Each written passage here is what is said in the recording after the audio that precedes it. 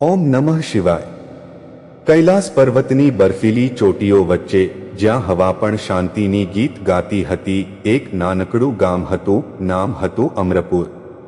આ ગામના લોકો ભગવાન શિવના પરમ ભક્ત હતા।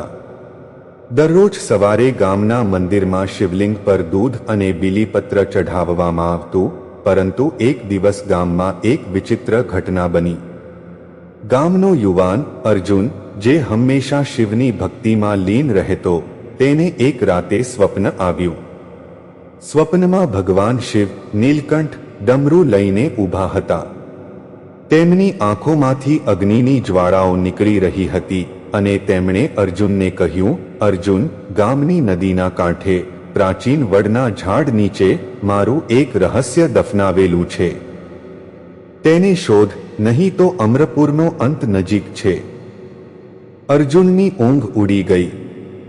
તે ગામના લોકો પાસે ગયો અને સ્વપ્નની વાત કરી, પરંતુ ગામના વડીલોએ તેની મજાક ઉડાવી।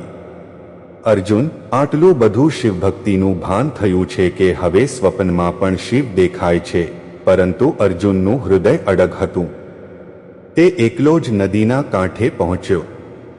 વડના ઝાડ નીચે, જ્યાં નદીનું પાણી શાંતિથી વહેતું હતું, અર્જુને ખોદવાનું શરૂ કર્યું।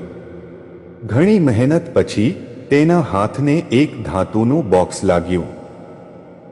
તે બોક્સ પર શિવનું ત્રિશૂળ અને નાગનું ચિહ્ન કોતરાયેલું હતું। અર્જુનનું હૃદય ધડકવા લાગ્યું।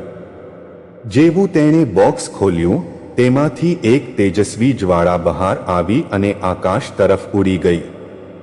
ગામના લોકો આ જોઈને ડરી ગયા।